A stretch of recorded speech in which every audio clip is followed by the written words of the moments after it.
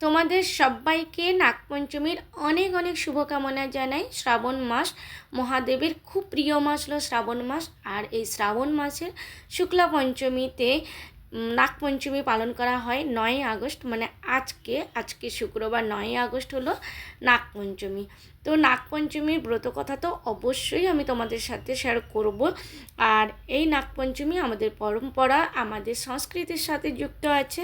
আর নাগপঞ্চমী ব্রত করলে অবশ্যই আমাদের জীবনে সুখ শান্তি সমৃদ্ধি তো থাকেই, উপরন্তু অনেকের কালসর্প দোষ থাকে, সেটাও কেটে যায়। আর আমাদের অনেক কিছু দোষ থাকে যেগুলো আমাদের কেটে যায়। তো নাগপঞ্চমী ব্রত মানে সাধারণত মেয়েরাই করে, মহিলারা করে। মহিলারা কেন করে সেটা অবশ্যই তোমাদের সাথে শেয়ার করলে, ব্রত কথা শেয়ার করলে তোমরা জানতে পারবে যে মেয়েরা সাধারণত কেন করে। আর এই দিনে অবশ্যই মহিলারা শিব ঠাকুরের মাথায় জল চড়ায়, বেলপাতা দেয়, আর তার সাথে অবশ্যই পুজো করে, ভজনও করে, অনেক মন্দিরে গিয়ে শিব ঠাকুরের ভজন করে। আর এই দিনে সবথেকে যেটা অনেক কিছু নিয়মকানুন থাকে, তার মধ্যে একটা হলো যে এই দিনে কিন্তু তাওয়া চড়ে না, উনুনে, মানে উনুন বলো বা গ্যাসে বলো, তাওয়া চড়ে না। তো সেই জন্য ম্যাক্সিমাম লোকজনরা ডালবাটি বানায়, তো ডালবাটি বানায় বা পুরি বানায়। তো বেশ, আর অবশ্যই সাপের যে ঘর আছে সেই ঘরে পুজো করে, দুধ দেওয়া হয়। তবে মেন যেটা সেটা হচ্ছে আজকের দিনে কিন্তু চাল খায় না। তো চাল খাওয়া হয় না, আর হচ্ছে তাওয়া চড়ে না উনুনে। তো এটা হচ্ছে মেনলি মেয়েরা মানে পালন করে। তো যাই হোক, তোমাদের সাথে একটু ব্রত কথাটাও শেয়ার করব। আর অবশ্যই নাগ দেবতার পুজো করলে নাগ দেবতার কৃপা লাভ করা যায়, এবং তার সাথে কথিত আছে যে ব্রত কথা শুনতে হয় বা পড়তে হয়। তো চলো শুরু করা যাক আজকে নাগ দেবতার ব্রত কথা। তো প্রাচীনকালে এক শেঠজি ছিল, সেই শেঠজির 7 পুত্র, তাদের বিবাহ হয়ে গেল, এবং ছোট পুত্রের যে পত্নী, উনি ছিলেন একদম শিষ্ট চরিত্র, সুশীলা, খুবই ভালো। তো কিন্তু ওনার কোনো ভাই ছিল না। তো একদিন বড় বউ মাটি লেপন করার জন্য, বাড়িতে যে মাটি লেপন করা হয় তার জন্য হলুদ মাটি আনার জন্য সবাইকে বললো যে চল আমরা মাঠে যাই, মাটি নিয়ে আসি। তো সবাই তখন হাতে খুরপি সব নিয়ে মাঠের দিকে রওনা দিল। তো যখন মাটি কাটছিল, তো বড় বউ যখন মাটি কাটছিল, তো তখন সেখানে একটা সাপ বেরোয়। তো যাকে বড় বউ খুরপি দিয়ে মারতে থাকে, আর এটা দেখে ছোট বউ তাকে বারণ করে আর বলে, একে মারো না, এ তো নিরপরাধ, একে মারো না। এটা শুনে বড় বউ আর মারে না, সাপ তখন অন্য জায়গায় গিয়ে বসে। তখন ছোট বউ বলে, তুমি কোথাও যাও না, আমি এক্ষুনি আসছি। এটা বলে সে সবার সাথে মাটি নিয়ে ঘরে চলে যায়। নিজের কাজের মধ্যে থেকে সে সাপকে যে কথা দিয়েছিল সেই দেওয়া কথা কিন্তু সে ভুলে যায়। পরের দিন যখন তার মনে পড়ে এই কথাগুলো, তখন সে দুধ নিয়ে ওই জায়গাতে আসে। সাপ তখন ওইখানে বসেছিল, তখনও সাপ কিন্তু ওখানে বসে। যাকে দেখে ছোট বউ বলল, সাপ ভাই নমস্কার। সাপ বলল, তুই আমাকে ভাই বললি তাই তোকে ছেড়ে দিলাম, না হলে মিথ্যে বলার জন্য তোকে এতক্ষণে আমি দংশন করতাম।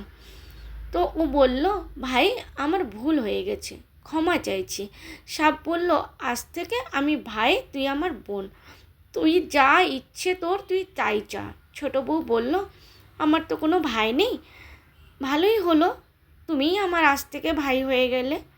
কিছুদিন পর শ্রাবণ এলো, সব বউয়েরা বাপের বাড়ি যেতে লাগলো। ছোট বউয়ের তো কেউ ছিল না, তার জন্য মনটা উদাস ছিল, মনটা খারাপ ছিল।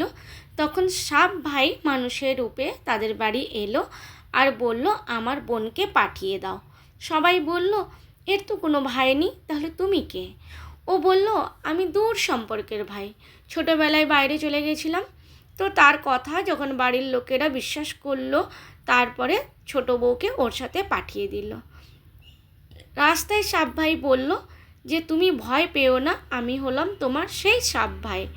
তো তুমি একদম ভয় পেও না, তোমার যেখানে সমস্যা হবে তখনই তুমি আমার লেজটা ধরে নেবে।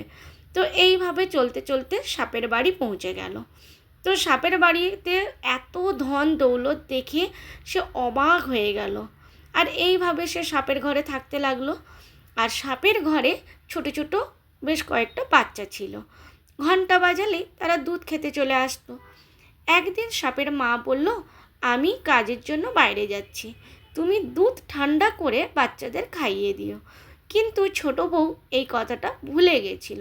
সে ভাবলো দুধটা বোধহয় ঠান্ডা হয়ে গেছে, তাই সে ঘন্টা বাজিয়ে দিল আর সাপের সব বাচ্চারা এসে দুধ খেয়ে নিল। তো দুধ খাওয়ার পরে গরম দুধ খেয়ে সাপের বাচ্চাদের মুখটা জ্বলে গেল। এই দেখে সাপের মা তো ভীষণ রেগে গেছে, কিন্তু সাপ ভাই যখন বুঝিয়ে বলল তখন তার মা শান্ত হলো, রাগটা কমলো। তখন সাপ ভাই বলল, বোন এবার তোমার ঘর যাওয়া উচিত। তখন সাপ অনেক সোনা দানা ধন দৌলত অনেক কাপড় চোপড় আভূষণ সব দিয়ে ঘর পৌঁছে দিল। এত ধন দৌলত দেখে বড় বউর তো ভীষণ হিংসে হলো। সে বলে, তোর ভাই তো খুব বড় লোক যে তোকে এত কিছু দিয়েছে। এত কিছু দেওয়ার পরও এগুলোকে ঝাড়ার জন্য কিন্তু একটা সোনার ঝাড়ু দেওয়া খুব উচিত ছিল। সাপ ভাই যখন জানতে পারলো এটা, তখন সে একটা সোনার ঝাড়ু এনে দিল। সাপ ছোট বউকে একটা মণিমুক্ত হীরের একটা অদ্ভুত হার দিল, যে হারের প্রশংসা ওই রাজ্যের রানীও কিন্তু শুনেছিল। তখন সে বলল রাজাকে, আমার শেঠের ছোট বউয়ের ওই হারটা আমার চাই। রাজা মন্ত্রীকে হুকুম করে, শেঠের থেকে ওই হার এখনই নিয়ে এসো। মন্ত্রী গিয়ে শেঠকে বলল, মহারানী ওই হার চেয়ে পাঠিয়েছেন, আমাকে ওই হার দিয়ে দাও। শেঠজি ভয়ের চোটে ওই হার এনে দেয়। এটা দেখে ছোট বউয়ের খুব খারাপ লাগে। সে সাপ ভাইকে স্মরণ করে আর বলে, ভাই রানী তার হারটা ছিনিয়ে নিয়েছে, তুমি এমন কিছু করো যাতে রানী হার পরলেই সাপ হয়ে যায়, আর হারটা যদি আমাকে ফেরত দিয়ে দেয় তাহলে কিন্তু ওই হারটা আবার হিরে মণি মুক্তই যেন হয়ে যায়। সাপ ভাই ঠিক তাই করলো। রানী যখনই ওই হার পরল তখনই সাপ হয়ে গেল। আর এটা দেখে রানী ভয়ে চিৎকার করে উঠল। এটা দেখে রাজা শেঠজির কাছে খবর পাঠায় যে ছোট বউকে খুব শীঘ্রই পাঠিয়ে দাও। শেঠজি ছোট বউকে নিয়ে নিজে রাজার দরবারে হাজির হলো। রাজা জিজ্ঞাসা করলো, ছোট বউকে তুমি কি জাদুটোনা করেছো?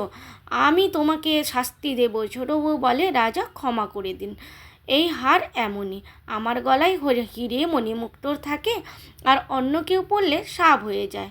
এটা শুনে রাজা ওই হার ওকে দিয়ে বলে, এটা এক্ষুনি পরে দেখাও। ছোট বউ হার পরতেই ওই হার হিরে মুক্ত মণি হয়ে গেল। এটা দেখে রাজা খুশি হয়ে যায় আর অনেক মুদ্রা আর পুরস্কার সমেত ছোট বউকে বাড়ি পাঠিয়ে দিল। ছোট বউয়ের এত কিছু দেখে বড় বউ হিংসে করতে লাগলো। সে তার স্বামীকে বলে, জানি না ছোট বউয়ের কাছে এত ধনদৌলত কোত্থেকে এলো। আর এই কথাটা যখন ছোট পুত্রের কানে গেল, তখন ছোট পুত্র তার পত্নীকে ডেকে জিজ্ঞাসা করলো, তোমার কাছে এত ধনদৌলত এলো কোথা থেকে? তখন ছোট বউ তার ভাইকে আবার স্মরণ করে এবং তার ভাই সেখানে প্রকট হয় আর প্রকট হয়ে জানায় আর বলে যে, যদি কেউ আমার ধর্ম বোনকে সন্দেহ করো তাহলে আমি তাকে খেয়ে ফেলবো, এই সব কিছু আমি তাকে দিয়েছি। কথিত আছে যে তখন থেকে নাগপঞ্চমী পালন করা হয়। সব মহিলারাই সাপকে ভাই মেনে পুজো করে আর এটাই হলো নাগপঞ্চমীর কাহিনী। তো তোমাদের সাথে শেয়ার করলাম নাগপঞ্চমীর কাহিনী। তো বন্ধুরা, কেমন লাগলো আজকে নাগপঞ্চমীর কাহিনী, ব্রতকথা কিভাবে পালন করা হয় সমস্ত কিছু?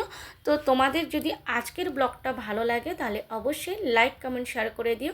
আবার আসবো নতুন একটা ব্লগ নিয়ে। ততক্ষণ ভালো থেকো, সুস্থ থেকো, সাবধানে থাকো। নাগপঞ্চমীর কৃপায় সবাই খুব ভালো থেকো। তোমাদের আবার জানাই নাগপঞ্চমীর অনেক অনেক শুভকামনা। টাটা।